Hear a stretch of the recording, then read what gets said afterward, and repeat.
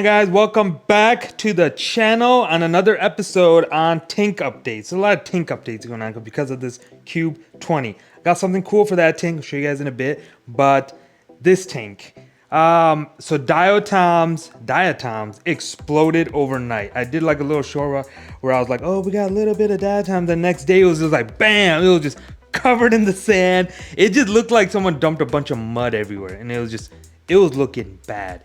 So what I did was I did a 5-gallon water change, kind of mixed it up, took a turkey blaster and just kind of blasted it off the rocks and try to suck up most of that was in the water column, and then kind of let it go to the back and filter out through the filter floss. So after that was done, we have like a bacterial bloom going on. So this is all normal stuff. The only thing that I haven't experienced, surprisingly, in doing all these different tank setups, I never had a diatom bloom like this bad. It was always like a little bit, even in that tank, it was just always a little bit, and then it just kind of went away. But this one just took like its own course and just, it's still there. I mean, you can see it's all over there. Like from the reflection is dark. So let's see. In the back, I took out that fleece roller because it was just using up too much, and I didn't want to waste the whole roll on that. So what I did was, I took filter floss cup, and I was like, man, I'm changing this every day.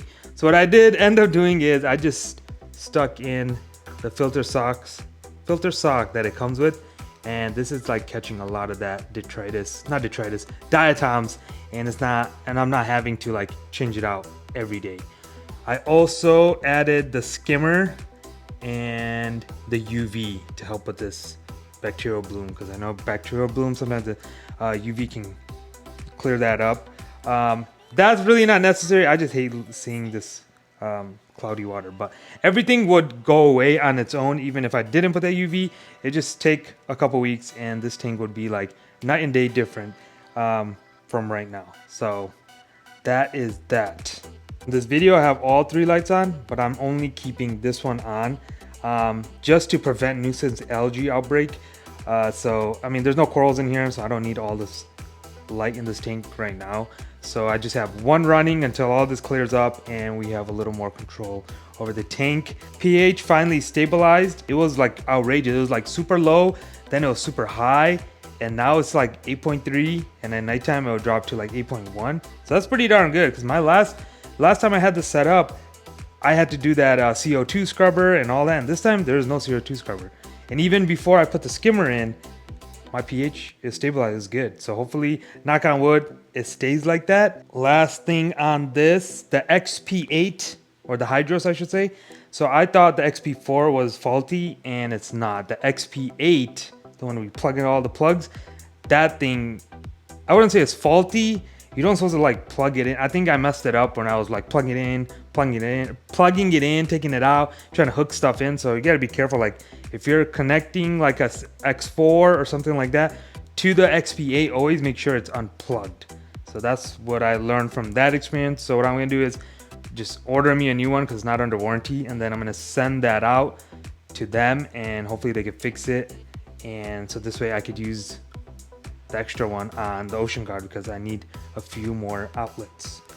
All right, let's go to this bad boy, and if you can see something, yep.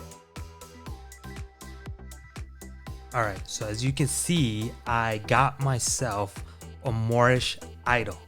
And yes, everyone online, they say they're hard to keep, they don't live long in captivity, but according to BRS TV, I seen this episode where they're talking about it, is you need to feed them fiber-rich foods, because I guess they get blocked up if you don't. So fiber-rich foods meaning like nori or algae pellets or stuff like that, because I believe they have like digestive issues and they could get blocked.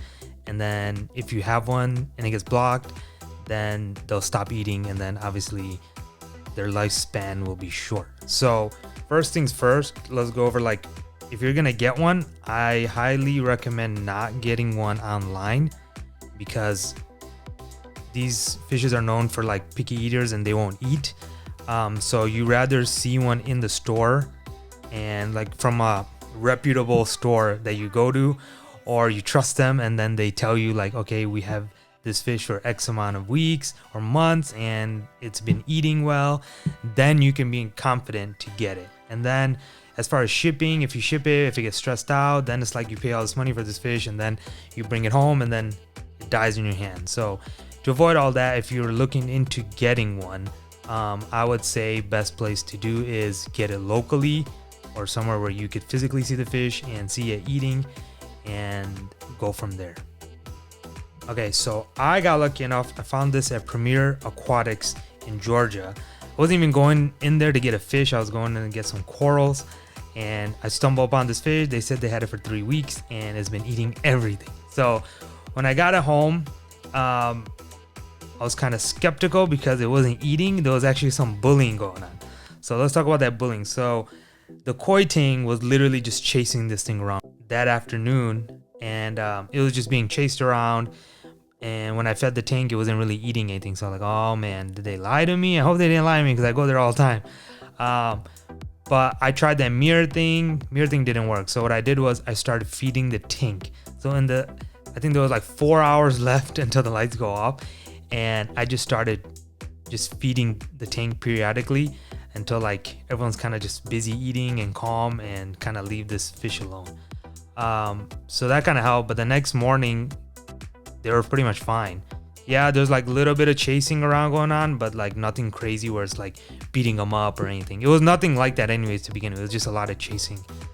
But after that, now like everything's fine. Everything's good. The fish is actually eating. He's eating everything actually. He's eating pellets, nori, mysis, brine shrimp, you name it. So yeah, I got lucky. So if you get lucky, you get lucky. I would literally just make sure you can see the fish in person before you get it. And they are amazing fish, peaceful. This one is not picking at coral. It's just doing good. I think I just scored with this one. So if you do get one, and hopefully you do, because they are amazing, and just look out for those key things and make sure to feed it. Make sure it eats algae, nori, stuff like that, and you should be good to go.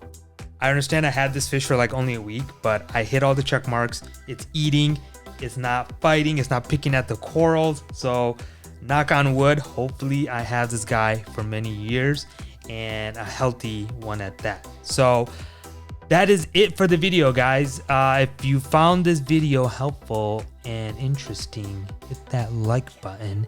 And if you haven't already, subscribe to the channel, because I have a feeling that Cube 20 is gonna be more stressful than this Ocean Guard, and I really hope it's not.